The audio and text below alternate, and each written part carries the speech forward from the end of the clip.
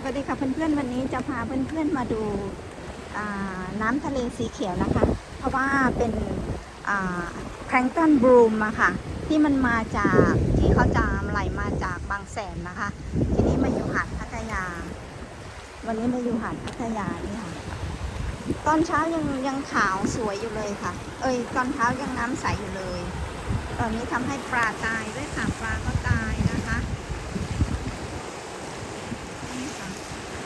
ช่วงบ่ายอะค่ะน้ำเขาจะเป็นสีเขียวเขาเรียกแพลงก์ตอนบลูมนะคะ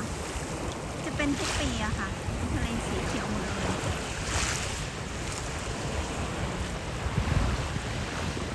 คิดว่าพรุ่งนี้มื้อนี้อาจจะไปแถวจอมเทียนนะคะก็อยู่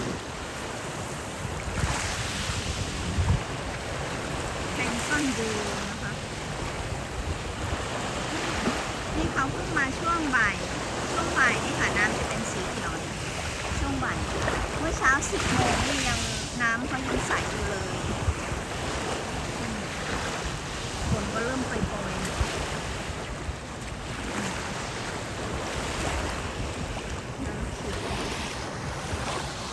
ทะเลสีเขียว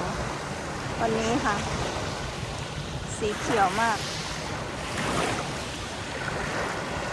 จะมีกลิ่นคาวๆหน่อยนึงสวย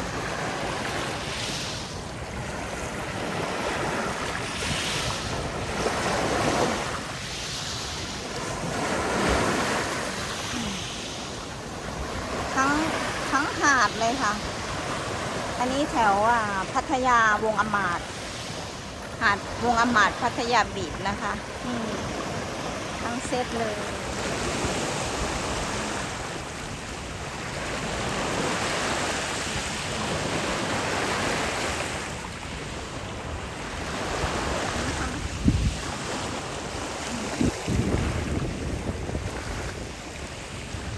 ก็จะมาจากบางแสนนะคะ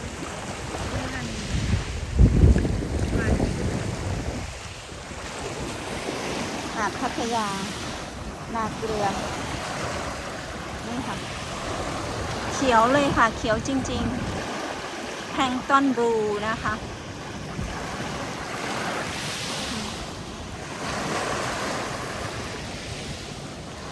น้ำทะเลสีเขียว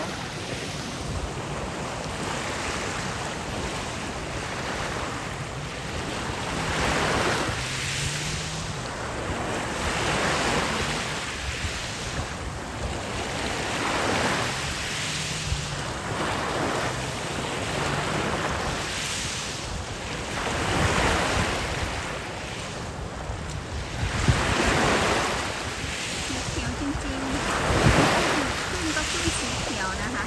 ขึ้นก็ขึ้นสีเขียวทั้งหมดเลย